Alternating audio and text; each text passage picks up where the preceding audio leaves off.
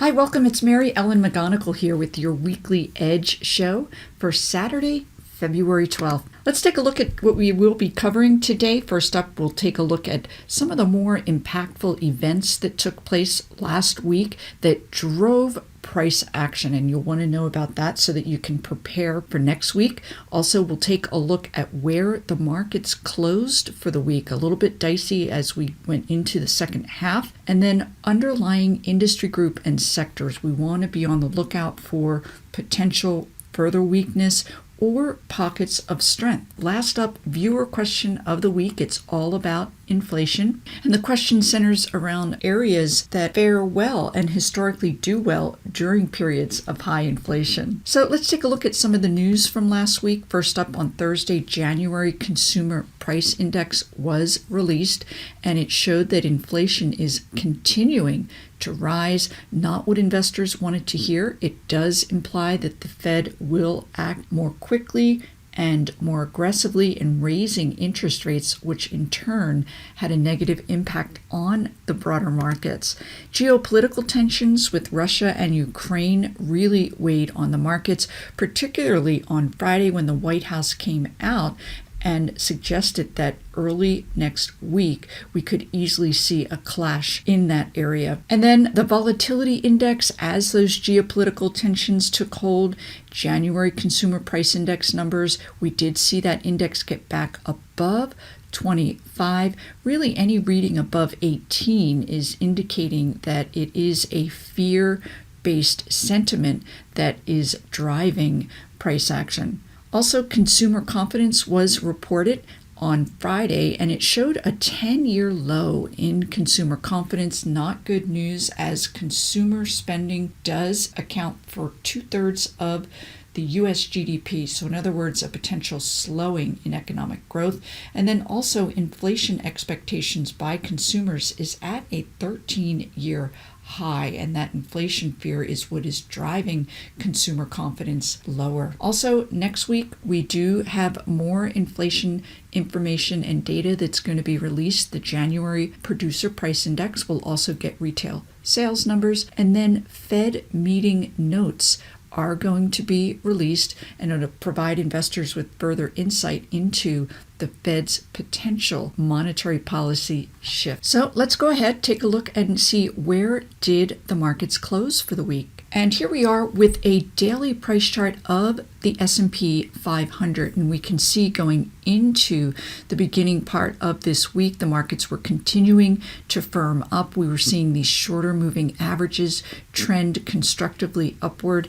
However, as the news we just revealed was released into Thursday and Friday, the markets pulled back rather sharply, and it was down almost 2% for the week. We can see that this relative strength indicator had dipped into positive territory midweek, but has now dropped below that 50 again. But most importantly on this chart is the fact that the S&P 500 closed the week below this 200-day simple moving average, and that is not constructive. This is not a common occurrence, and in fact, historically, it does foretell further downside over, certainly at least the near term. So from here, let's go ahead and take a look at some of those underlying 11 sectors in the S&P 500. We're looking at a 2-month daily price chart view. I added that relative strength indicator, sorted it descending. We want to see where the relative strength is and take a look. We've been sharing this for the last 6 weeks plus. Energy up here at the forefront. A lot of this having to do, of course, with the price of oil increasing, but it really took hold, particularly on Friday, up 3% in light of geopolitical concerns between Russia and the Ukraine. So continued upward movement there. And then we did see financials. They were down for the week, but not as much as the broader markets.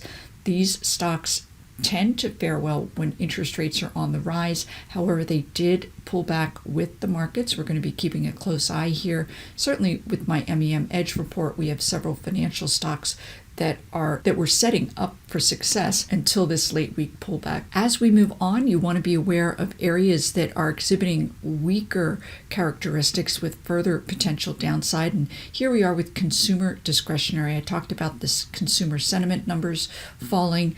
That did in turn push a number of retail stocks down. This group down 3% on Friday. And also heavyweight Tesla had a very tough period. It was down 7% for the week as those higher beta, higher multiple stocks are coming under distribution. From here, let's take a minute and look at the technology sector, heavyweight, of course, in that NASDAQ, and you can see down 3%. It is just now below that 200-day simple moving average, but pretty high volume characteristics on those distribution days last week, not looking particularly constructive.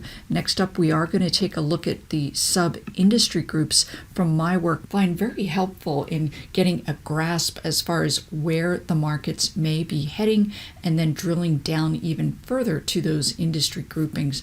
Brent crude, we talked about that, and on Friday we can see it got up above $95, and there is talk that we could see increased upward price movement. Again, geopolitical concerns, but also reduced oil production levels are also driving that higher. From here, we can take a look at gold. It did spike, or certainly was up 2% on Friday, a safe haven given the uncertainty surrounding a lot of issues relating to the broader markets. And we did see the yield on that 10-year rise, certainly initially after that high inflation report on Thursday, and that in turn will have an impact. I talked about some of these financial stocks that do fare well in rising interest rate environments. Semiconductors really got hit, down 5% today, closing the week back below this 200-day simple moving average. We talked about that significance. Very high volume, so semiconductors looking very weak, certainly as we enter into next week. And from here, let's go ahead and talk about areas of the market that historically fare well during periods of high inflation. From here, I'm going to show you a view of some of these commodity-related stocks in an otherwise down market, areas that did see buying. And down here, I wanted to point your attention to some of these grain-related stocks that are really in an uptrend: soybean, corn, wheat, and so forth. And historically, these commodity-related, as well as not pictured here, but certainly aluminum, hitting a high last seen in 2008, with analysts calling for higher prices. So metals, food related, these kinds of areas historically do perform well. They are seeing a lot in the way of demand for their products, but also they have an ability to raise their cost increases on to consumers. So from here, let's take a look at a stock that is very much related certainly to those grain producers, and that is CF Industries. CF is the ticker symbol. This company provides nitrogen fertilizers to those grain producers, and we can see it's in a very nice uptrend. The stock broke out of this nice lengthy base, high volume characteristics. You can see this MACD in a nice uptrend, and that RSI trending higher. Another area that is commodity related is coal stocks, something you might not initially think, but this is BTU, Peabody Energy, and the company came out with their earnings, gapped up into a base breakout following their release. They did report 72% in the way of year-over-year revenues, and their coal is used to help producers make steel, and steel also another commodity and metal that is in very high demand. The stock's a bit extended. You can see the RSI up here above 70, but that MACD in a very nice uptrend. I'm going to add an additional moving average that's helpful once stocks such as these begin an ascent, and it's this blue 5-day simple moving average. So at this point, I would look for a pullback into that 14.5 area as a buy point, but certainly appears to have further near-term upside. I'm going to leave it at that. Everyone have a great rest of your weekend, and I look forward to seeing you here next week. Hey, Mary Ellen here with Simpler Trading. Thanks for watching the video. If you liked what you saw, go ahead and hit that like button and leave comments below. And if you'd like to be notified to future videos, you can hit that bell icon and subscribe. Don't leave without subscribing to my MEM Edge bi-weekly report. I do have a special trial offer. And for those who'd like to learn about trading live with us, you can go ahead to simplertrading.com to learn more.